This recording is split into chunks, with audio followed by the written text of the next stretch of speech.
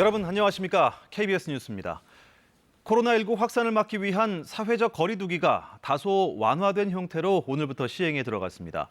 그간 정부의 운영 중단 권고로 문을 닫았던 곳들이 하나둘 문을 열기 시작했는데요.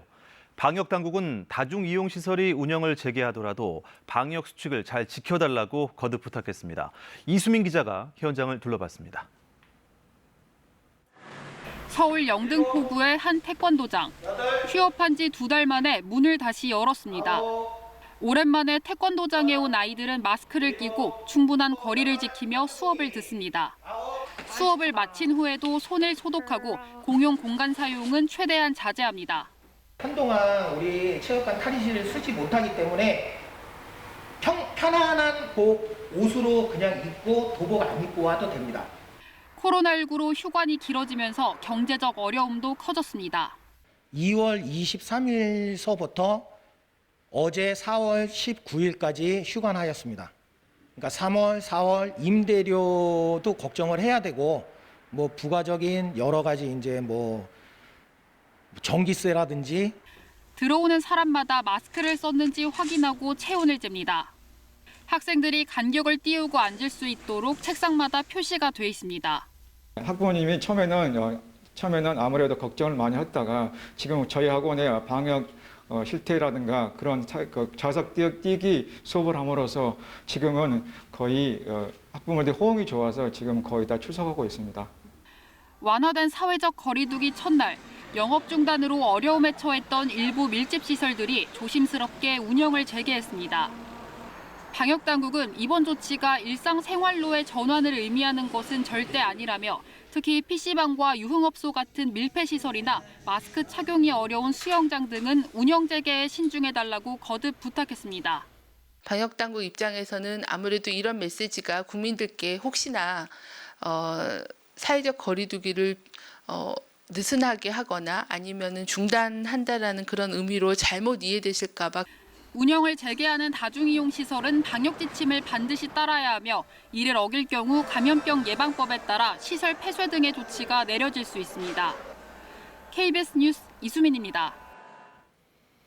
이렇게 완화된 형태의 사회적 거리 두기가 시행되면서 필수적인 시험 등 불가피한 경우에 적용되는 방역 지침을 발표했습니다. 앞으로 놀이공원이나 상점 등 40여 개 유형별 지침이 순차적으로 발표가 됐는데요. 우선 방역 지침이 어떤 모습으로 적용되고 있는지 홍석우 기자가 전해드립니다.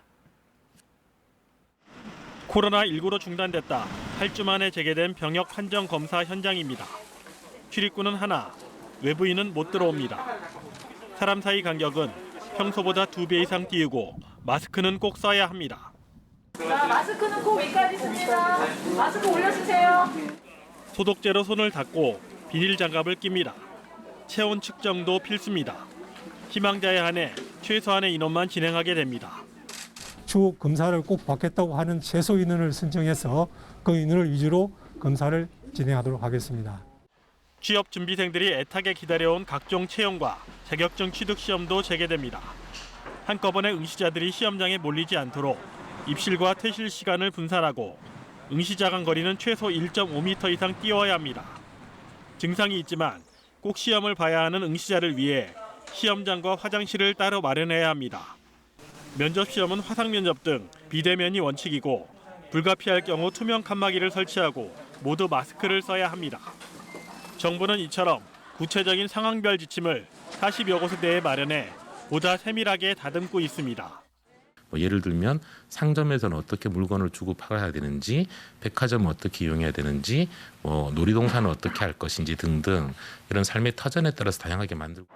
정부는 생활 속 거리 두기와 관련해 현재까지 7천 건이 넘는 시민 의견이 인터넷으로 접수됐다며 모레부터 유형별 지침들을 단계적으로 공개할 예정입니다.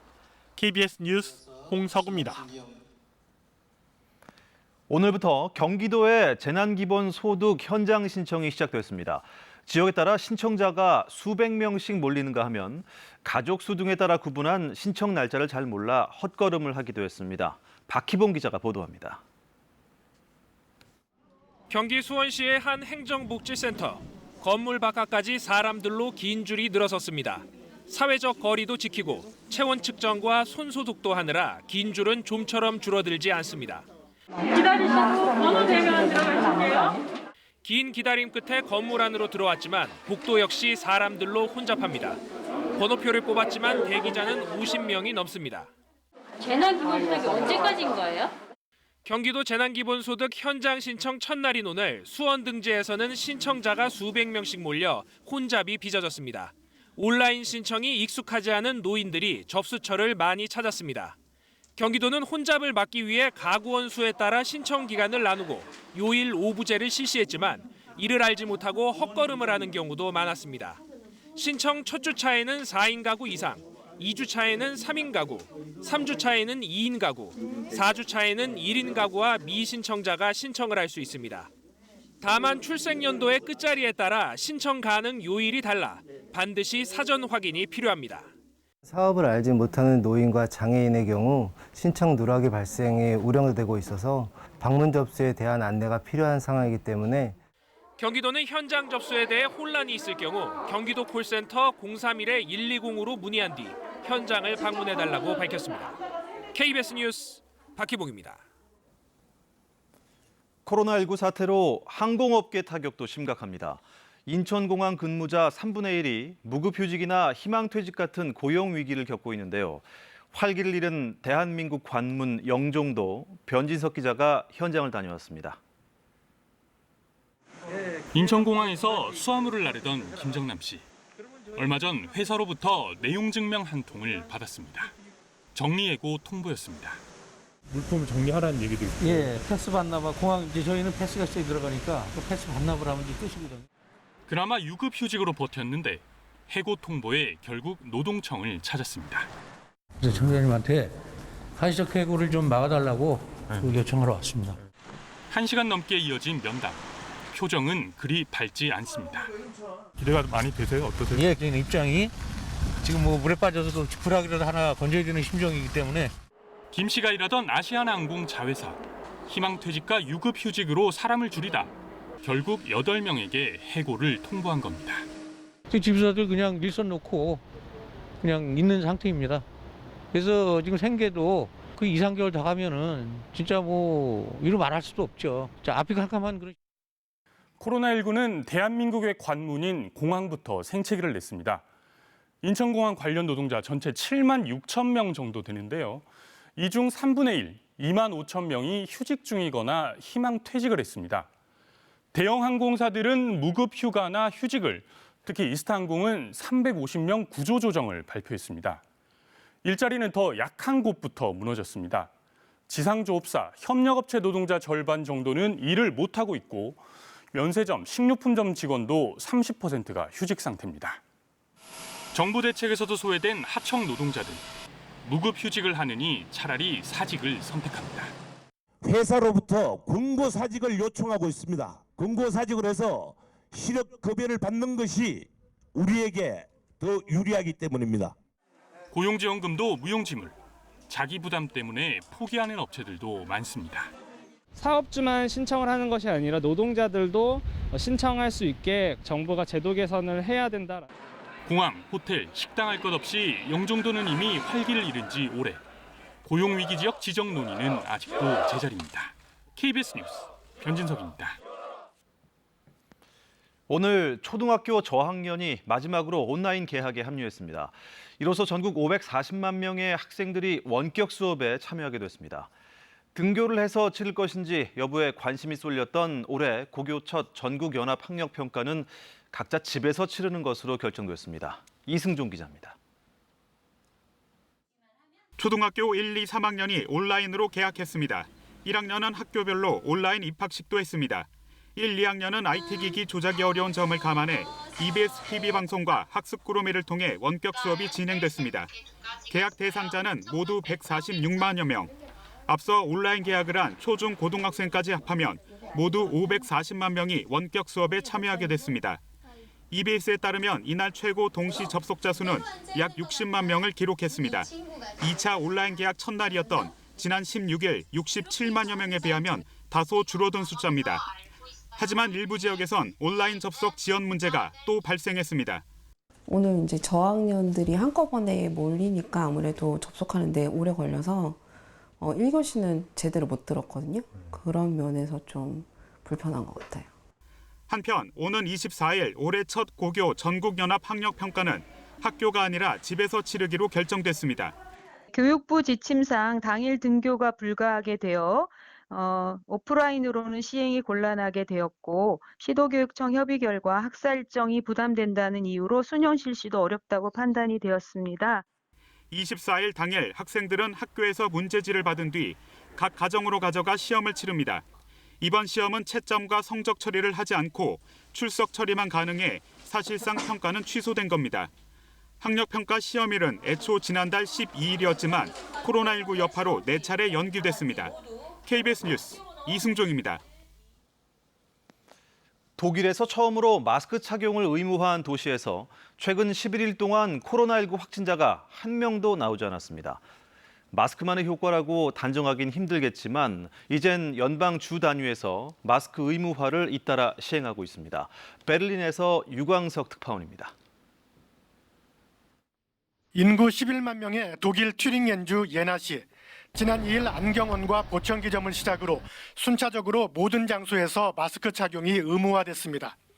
시민들은 취재진에게 한국의 마스크 착용 효과를 물어볼 정도로 관심을 보였습니다. Gut, es wird höchste Zeit, dass territorial ein bisschen durchgegriffen wird. Bei euch zu Hause hat man ja gesehen, dass es hilft. 그로부터 약 2주가 지나 중간 성적표가 나왔습니다. 3월 중순부터 급상승하던 누적 확진자 수 그래프가 9일부터는 수평을 이뤘습니다. 11일 동안 확진자가 한 명도 안 나온 겁니다. 예나 시장은 마스크만의 효과라고 단정하긴 어렵지만 긍정적 영향은 분명하다고 평가했습니다. Die WHO entwickelt sich in die Richtung, das RKI empfiehlt dringend, die Bundesregierung, die Landesregierung empfiehlt dringend, Mund-Nasenschutz zu tragen. 예나 씨는 연방정부 결정 이전부터 외국에서 온 사람들을 격리하고 거리 두기 등을 강조해왔습니다. 독일 16개 연방주 가운데 작센주가 오늘부터, 바이에른주 등 2개 주가 다음 주부터 마스크 착용을 의무화합니다. 마스크를 수입에 의존하고 있는 독일 정부는 8월부터는 50개 기업이 참여해 매주 5천만 장씩 자체 생산할 계획입니다. 치료제가 나오기 전까진 바이러스와 함께 살아야 하는 현실. 봉쇄 조치 한 달여가 지나 출구 전략을 고민하는 유럽 국가들이 마스크를 유용한 카드로 선택하고 있습니다. 베를린에서 KBS 뉴스 유광석입니다. 일본에서는 코로나19에 대응할 의료진과 의료용품 부족 현상이 갈수록 심각해지고 있습니다. 그러다 보니 검사 한 번 받기가 하늘의 별 따기이고 심지어 길가에 쓰러진 사람이 사망 후 검사에서 코로나19 감염이 확인되는 일까지 있었습니다. 도쿄에서 황현택 특파원입니다. 학생과 교직원들이 학교 대신 시내 체육관에 모였습니다. 쓰레기 봉지를 잘라 의료기관에 기증할 방호복을 만들기 위해서입니다. 目標としましては5月1日までの間に2万枚作成できればなというふうに考えております。本当に大変助かっております。 의료진 부족도 심각합니다. 아이치현은 퇴직 간호사들에게 의료 현장으로 돌아와 달라고 호소했습니다. 職に就いておられない看護職の皆さんにぜひ期間限定で結構でありますので、ぜひ現場に復帰をして。 이런 가운데 한 민영방송은 사후 검사에서 양성 판정을 받은 변사자가 지난 1개월 동안 최소 6명 확인됐다고 전했습니다. 이 중에는 지난 9일 도쿄 길가에서 가슴 통증을 호소하며 쓰러져 숨진 60대 남성도 있었습니다. 일본의 하루 평균 코로나19 검사 건수는 7,800건, 검사를 소극적으로 하다 보니 벌어진 일입니다. 検査ができませんっていう返答だけで特に指示とかもなく知らないうちに広めるっていう噂だけはある. 심지어 검사가 결정되더라도 실제 검사까진 시간이 또 걸립니다. NHK 조사에서 도쿄의 경우 실제 검사가 이뤄지기까지 4에서 5일, 길게는 일주일이나 걸리는 것으로 나타났습니다. 한편 일본의 코로나19 누적 확진자는 12,000명에 근접하고 있습니다. 도쿄에서 KBS 뉴스 황현택입니다. 일본 정부가 코로나19 대응책의 하나로 전 국민에게 1인당 10만 엔, 우리 돈 113만 원씩을 다음 달 나눠주기로 했습니다.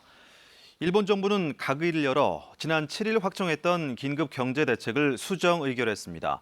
수정안은 저소득층만을 대상으로 가구당 30만 엔씩 나눠주도록 했던 당초안을 폐기하고 일률적으로 1인당 10만 엔씩 지급하도록 했습니다. 한편 아베 총리와 강요들은 국민에게 지급되는 현금을 받지 않기로 했습니다. 상반에게 야전삽을 휘두르고 사회적 거리두기 기간에 음주 회식과 성추행까지 최근 군에서 기강회의를 의심케 하는 사건 사고가 잇따르고 있는데요. 국방부 장관이 전군에 지휘 서신까지 보내 법과 규정을 철저히 지킬 것을 강조하기에 이르렀습니다. 윤보미 기자가 보도합니다. 육군 상병이 상관인 중대장에게 야전삽을 휘둘러 다치게 한 혐의로 구속됐습니다.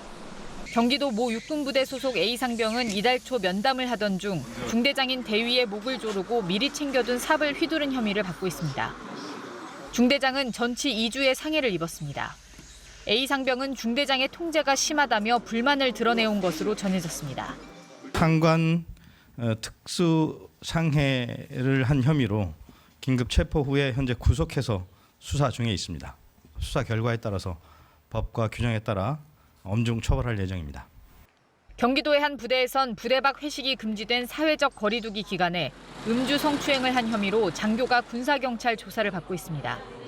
부대 밖 술집에서 같은 부대 간부 10여 명과 술을 마시고 노래방에 갔다가 여성을 성추행한 혐의입니다. 육군은 성추행한 중위는 물론 술자리에 함께 있었던 간부들에 대해서도 징계 절차를 진행할 계획입니다. 최근 군에선 장병들의 일탈과 사건 사고가 끊이지 않고 있습니다.